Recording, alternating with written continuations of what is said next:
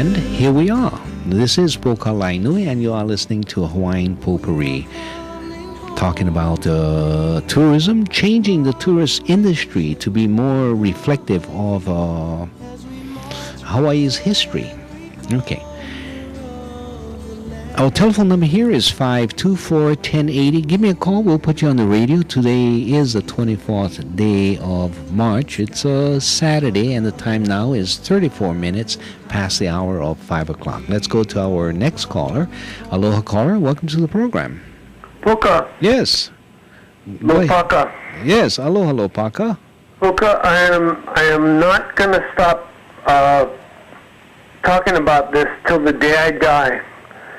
The politicians run the town, and we can all talk about all kind of flowery, stuff, but they're the ones.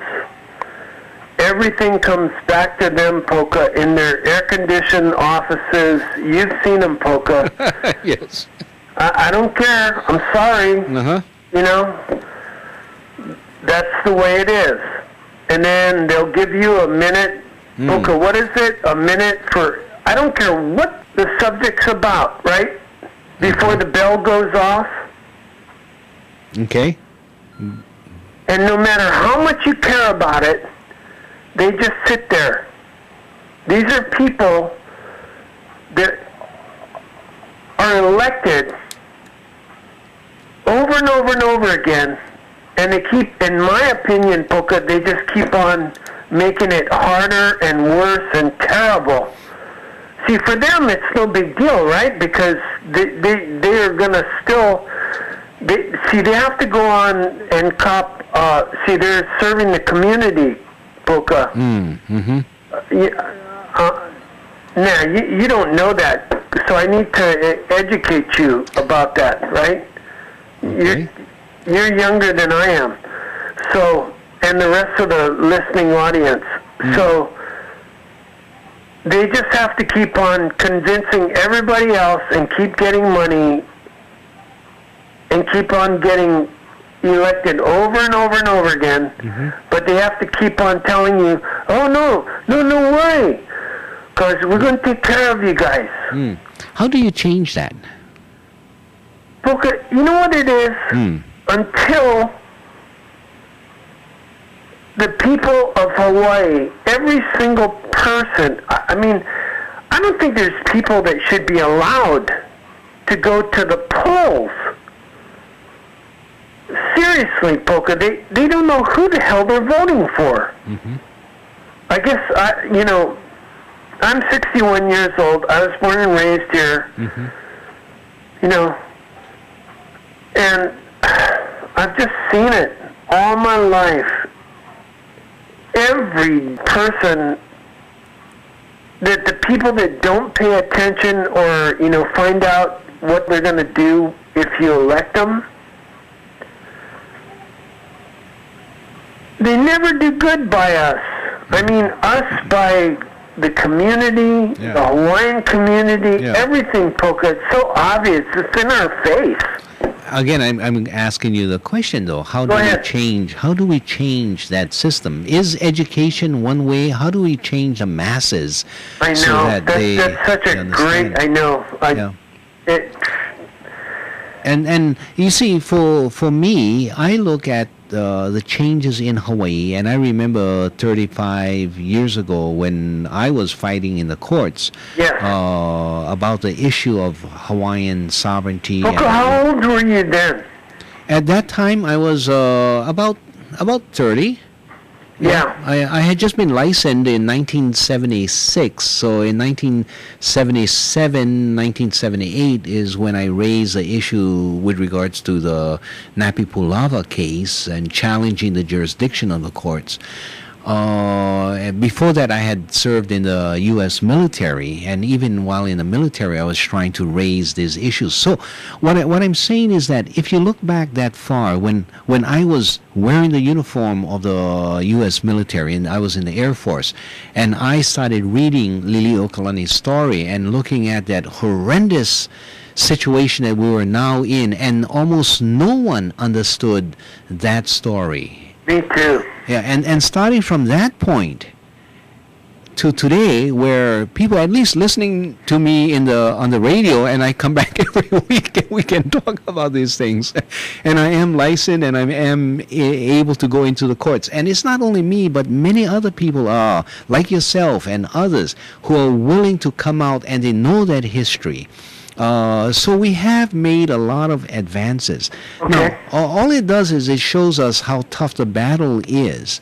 But, It really is. Yeah, and what we need to do is just strengthen ourselves rather than becoming, drawing out or taking away the energy that we need. That's why I was saying, we need to have some, cod liver oil, but we also need the candy and the sweet things at the same time. Otherwise, we become so depressed. We kill ourselves with the awfulizing of the situation that we have. No, ain't gonna happen. So we need to, as Lili Okalani would say, and what she said, onipa, to stand firm, and others would say uamau, to continue. Uamau ke e o ka aina I ka pono. We need to continue this. There are so many, my immediate neighbors in Naina. Let me, I just love it because, one of my best friends, I'm older than he is. He's a police officer. He's Hawaiian.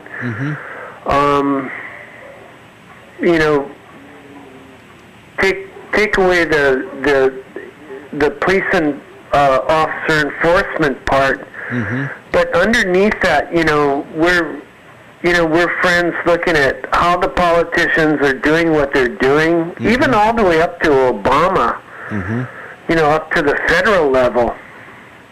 And it's like, I know there's a lot of good.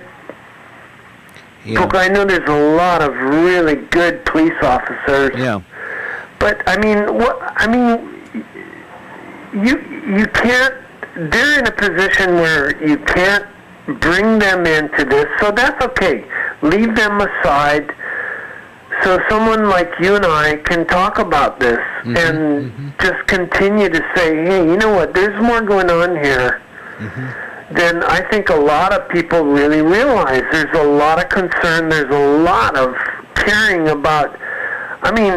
Even Neil Abercrombie, he is, as governor, the big kahuna, right? He is playing so many games with OHA and the Hawaiian community and the regular community. Oh, God. I think I better shut up now, right? Before you depress everybody else. Obvious. I'm sorry. But I'm not sorry. Well, it's important that we also hear the depressiveness of colonization, which is what you're expressing. But, the police officer that you talked about, and I've spoken with many police officers. I've spoken with those who are also retired and people in the National Guard. Yes. Now they understand. They don't know how they can respond appropriately because on the other side there's a mortgage. There's needing to put the children to school and all that stuff. There it is, Poca. Yeah. So we recognize it, but we need to continue to educate and give them the opportunity to find ways in which they can be their full self so that when they go to work, they can really unite with their soul and not separate them. Today or between these hours, I'm only a police officer. But they can be police officers in line with what is deep down inside of them. And we need to assist, one, in educating them and bringing them to this understanding of what their responsibilities are. And I've seen many police officers who have said, finally, I've been trained as a police officer to be able to read the laws, to interpret the laws, and my ultimate obligation is to protect the citizenry and to follow the law. The law to be followed just happens to be actually the international law, the laws that had been violated, and I cannot continue with this contradiction anymore. And you have had some people who say, so that I declare myself a Hawaiian citizen, and I'm not going to support this government anymore, whatever it takes. You want to put me in jail, or you want to take my property?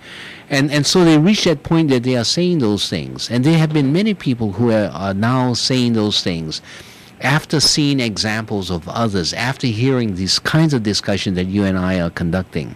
Yes. So we need to continue with that and not lose faith. And it's not only police officers. I've come across judges. I've come across lawyers. I've come across many others and people in politics. When they decide, I want to make changes, I'm going to get into politics, what we need to do is identify those people and start supporting them so that they can go inside the system and make those switches, and to, even if necessary, blow up the system when the opportunity is right. But in the meantime, elevate yourself within the system. You take a lesson from, let's say, the three nations of Latvia, Lithuania, and Estonia. How did they eventually take over their country from the Soviet Union?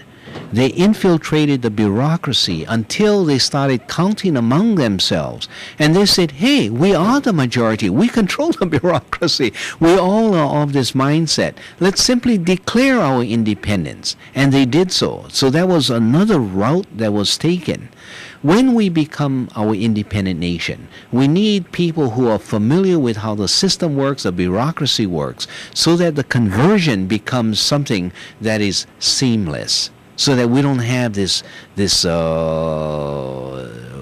break and that we don't know how to behave. No, we need to maintain a civil society, but also conforming to what the international standards and our rights as Hawaiian nationals should be. Okay, not only do I agree with all of that, but I think it's really true that there is a whole bunch of our citizenry that have realized who this Governor Abercrombie is. Mm-hmm. Polka, I don't care, he is obviously liberal, but okay, if you're all in for that and you think that's going to be good for you, okay, so then you love him. But it goes way beyond that. There's just too much more serious matters.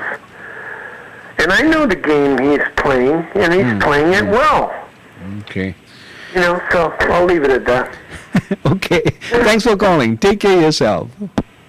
And we go to our next caller. Our telephone number here is 524-1080. If you would like to call, share an opinion, that's the number to call.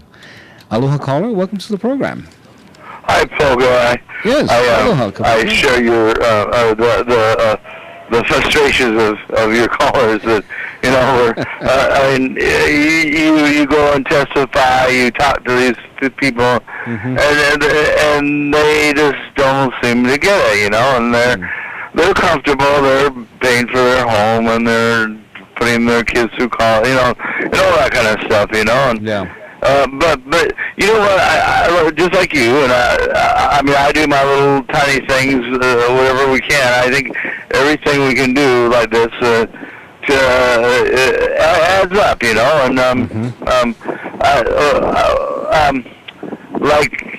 for example, can I make an announcement again on this interagency homeless thing? Yeah. That's going to happen. Central Union Church. They're on 1660 South Beretania, and that'll be from 10 to 12. And it's going to be kind of a meeting. What day is it? On Wednesday, on the 28th of March, this Wednesday.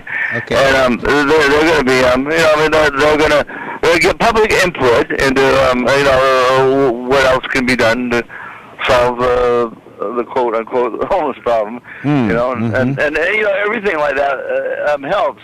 Well, let me give you actually on your coast, on the Waianae coast. Actually, it's in Capital A, but it includes on your coast. Yeah. Coast. On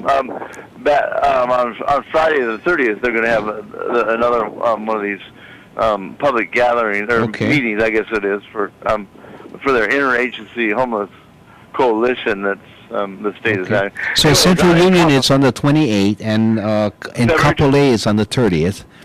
Yeah, right. Yeah, we're in Kapolei. Yeah, from 3 to 5, and this is Kapolei Holly, conference room C. Kapolei Holly. And I don't know if people know where that is. I haven't been there for many years. I don't even know what's happening. Okay. I'm going to try and get there. But it's 1000 Uluohi Street. Anyway, I'm sure people Uluohi Street? Uluohi Street? Uluohi Street. Okay. I'm sure people out there know where the Kapolei no, it's so new that even I get lost. Yeah. Well, I haven't been there for years, so I don't know. But I'm going to try and find it. Okay. Conference room C, anyway. Okay. Kapolei Holly. Isn't there like a kind of a government building there, I think, isn't there, or something like that? I'm not sure. All right. Anyway. But those little things do add up, and I mean the kind of stuff you do all the time, and even these demonstrations. And I was just thinking of OHA. OHA is going to get a couple $100 million for this, the Kakako land. The value of the land, about 200 million. They claim it's valued. Well, anyway, I'm sure they're going to have. They're going to have to figure out their priorities and that kind of stuff. But I think one of the things that would really be wonderful for them to do is on an education level. They just printed up a really nice booklet explaining the apology to Hawaii by the. By President Clinton and the Congress then in 1993 about and I think if they could just print say I don't know a million of those, darn it, and put them everywhere, just to have them distributed. So I mean, down in Waikiki and every place where you get the Honolulu Weekly or wherever and really educate people to understand the outrageousness of this, but and not only that, but this is actually official and signed and sealed by the President of the United States and the Congress, and it's an apology for all the criminal activity that went on and from 1893, and understand that there needs to be reparations or corrections. They might even provide a little essay on that too. Yes. Somehow, and there again, I think things like that can could really. I mean, see, you were in OHA and all that. It seems to me that they're kind of don't want to get into a lot of controversy on that kind of stuff. And there again, they're getting fed by the state of Hawaii, right? Isn't that they basically get their funding from, and and by the blessings of the legislators and the governor and all that. So, anyway, I think it takes people like that have some guts and have to kind of get in front of things and let it. And you know what? Some of the press will actually catch on to some of these things too. And then anyway, I know it's a whole long, frustrating process. A litany of challenges. Yeah. I mean, I feel but we take them one at a time, just like peeling an orange, not an orange, an onion to get to the core. You take one leaf at a time. So be patient, be calm, and not lose your aloha as you do it. Like the onion. You're feeling ugly. That's what we do. Okay, let me go to our next caller, please. Sure. Okay, thanks for calling. Good. Aloha. Listen to you in the morning. Hi, aloha. And we go to our next caller. We have about 7 minutes, and if you want to try, you can call. Our telephone number here is 524-1080. Aloha, caller. Welcome to the program. Hey, Puka? Yes. Yeah, earlier on in your show, you said about the military, they're not paying rent or dollar or any things like that. But, I just learned recently that, I can just say for Pearl Harbor, that, you heard of the Pearl Harbor apprenticeship program? No, but I can imagine what it is. Some kind of employment apprenticeship? Right. Okay. It's employment. And I just heard that if you happen to be a Hawaiian, you get points in advance. Yeah, normally whenever you have a federal program, they give you certain advantages. So minorities, you get additional points. If it's a women's business, you get so much points. So I'm not surprised at this point system for this apprenticeship program. Well, because I thought it would relate to the land. Because military is in Hawaii. Yeah, no, that's not the basis for it. So whenever you have let's say a federal contract or you have federal monies to do construction work, then as you put out the bid, so you have, let's say, a minority organization or a women's organization, and so in considering that bid, you need to give them additional points as opposed to anyone else. It's part of the federal government attempt to bring about what they call equity, or allowing an opportunity for other smaller companies to come in and join in. So you referred to Hawaiians as minority, but so who would be considered minority? In Hawaii, I believe they take a national standard. So in essence, all the haoles are not racial minorities. So you have the Hawaiians, which is less than 0.5% of the total American population. The Asians would probably still be a minority, and others like that. These are minority organizations. So they don't necessarily use Hawaiian standard or Hawaii standard, because in Hawaii we make up about 20% of the population, and in Hawaii it seems everybody minority, even the haoles are minority. So it depends on how you look at the minority. But I always thought that it may have related to the land. But I was really kind of pissed off at the system because I tried so hard to get into the apprenticeship program, and I just heard that if you're Hawaiian, you get advanced points, and getting into the apprenticeship program, that's a good paying job. So I assumed that the Hawaiians had some sort of a benefits to the dealing with the I guess because the military not paying rent or I don't know. I may be mistaken. It could be, for example, that through Inouye or Akaka's office or some congressional office, they had set aside so many positions for Native Hawaiians. It's something I don't know if that is the case, but there is that possibility that I'm not aware of. In the law school, when I was there, some of us, we were Hawaiian students, and not only us, but others, we joined in an agreement or in an attempt to create a program for the Hawaiians, for the Samoans, for the Filipinos, and for the Pacific Islanders, to bring them in a special program, so that although they may not have scored as high as others may have scored, or for some reason their writing skill was not as highly developed, this was a pre-admission program, so that we were able to take maybe a handful of them, bring them in, so that they can get familiar with, and then they can become and they can graduate from the law school. Of course, when you take the law exam to actually get licensed, it's all the same exam. But we found that was one of those programs, what do we call it? But a special program to bring in when you find that the statistics show, did I pronounce it right? Statistics show that people from a particular racial group was underrepresented in that particular profession.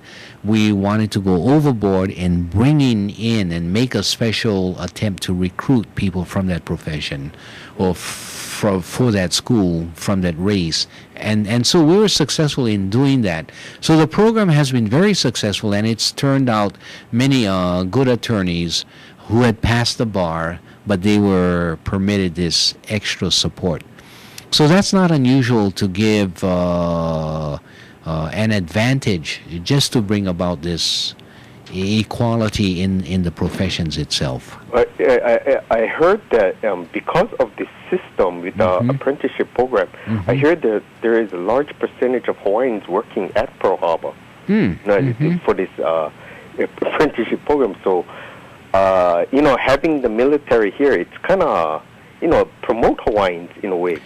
So, if you're talking about Hawaiian sovereignty, I don't think the Hawaiians working in the, federal bases or military bases would favor this sovereignty movement, because they're going to lose their jobs and all that. Maybe, but let me tell you that as compared to the tons of money just for the cost of paying the rent to Hawaii, they are getting away with a killing by not paying for all the other stuff that they have. And so the crumbs that they throw to the native Hawaiians, oh brother, we're going to give you one special job. A big deal. It doesn't measure. Wait, I got to take advantage of you and turn you off because I got to go to the news. Talk to you maybe tomorrow morning. Okay, take care. Aloha. And aloha to everyone. Thank you for listening. We got to go to the news and for further programming. Aloha Hawaii.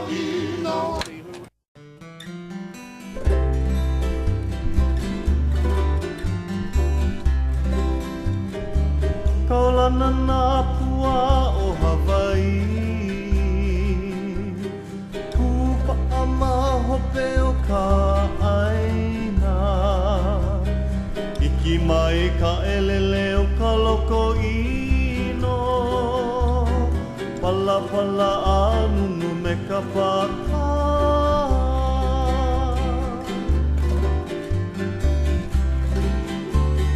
Mane mai Hawaii moku o ke ave,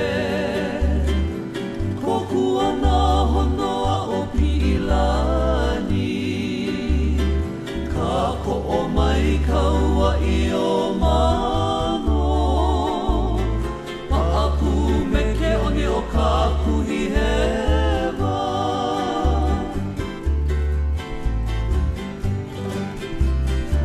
Aolea e kau I ka pulima, Maluna o ka pepa o ka enemi, Po'ohui ai nā ku ai hewa, I ka pono sivila a